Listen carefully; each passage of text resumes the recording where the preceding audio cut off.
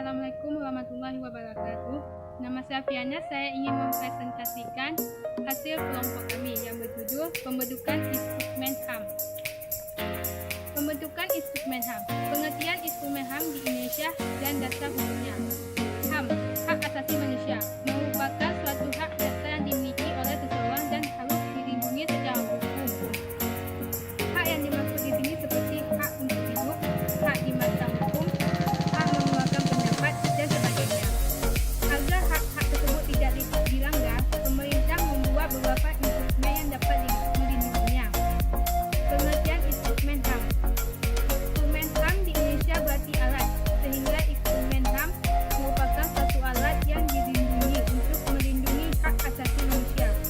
Alat ini berupa peraturan perundang-undangan yang dibuat oleh pemerintah sebagai bentuk partisipasi adanya Universal Declaration of Human Rights atau Deklarasi Universal Hak Asasi Manusia oleh PBB, Perserikatan Bangsa-Bangsa.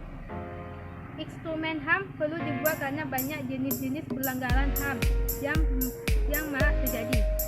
Oleh karena itu, negara-negara di dunia membuat peraturan tertulis untuk melindungi baik secara internasional maupun secara nasional. Dengan demikian, terdapat dua jenis instrumen HAM, yakni instrumen HAM nasional. Instrumen ini berlaku secara nasional saja. Artinya, instrumen tersebut dibuat oleh pemerintah di suatu negara dan hanya berlaku di negara di bawah hukum di mana instrumen tersebut ditetapkan. Oleh karena itu, instrumen HAM nasional Indonesia hanya berlaku di negara Indonesia saja. Instrumen HAM internasional. Karena bersifat internasional, maka instrumen ini melindungi hak asasi manusia masyarakat internasional. Instrumen ini dijadikan sebagai acuan pembentukan instrumen HAM nasional bagi negara-negara yang turut serta mengesankan instrumen tersebut. Instrumen dan dasar hukum HAM. Indonesia menjadi salah satu negara yang menjunjungi tinggi HAM. Oleh karena itu, pemerintahan pusat membuat instrumen yang dapat melindungi HAM penduduk Indonesia. Undang-Undang Dasar 1945 merupakan dasar hukum negara Indonesia. Dalam peraturan tersebut diatur pula tentang perlindungan HAM seperti dalam pasal 28 tentang berserikat dan berkumpul. Meskipun sudah diatur, namun karena belum ada perincian dari pasal tersebut mengakibatkan mesin adanya pelanggaran HAM bahkan oleh pemerintahan sendiri. Berakhirnya rezim Orde Baru yang ditandai dengan jatuhnya Soeharto dari kursi presiden menjadi titik awal munculnya instrumen HAM yang berlaku secara universal untuk seluruh warga negara Indonesia. Tidak hanya instrumen HAM saja yang bermunculan, tetapi juga banyak didirikan lembaga perlindungan HAM, baik yang diprakarsai oleh pemerintah sendiri maupun pihak swasta. Langkah awal pemberlakuan HAM secara universal di Indonesia ditandai dengan pencabutan Undang-Undang 11 tahun 1995 tentang PNPS, Perbaikan Sistem Pemilu yang merupakan tugas tahanan politik di era reformasi.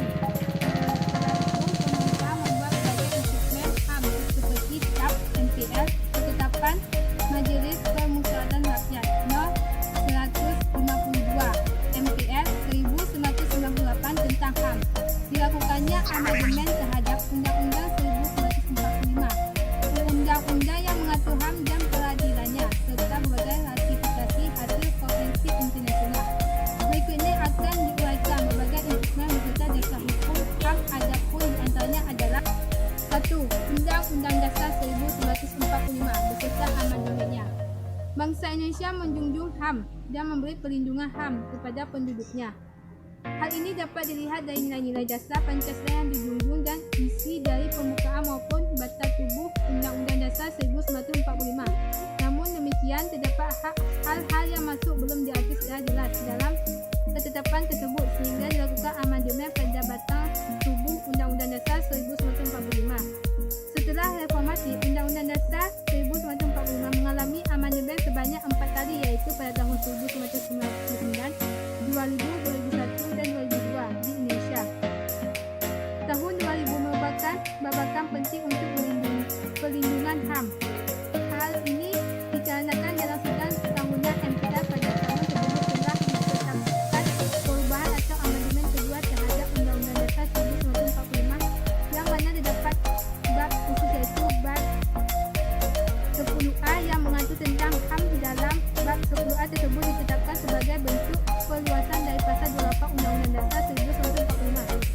pada mulanya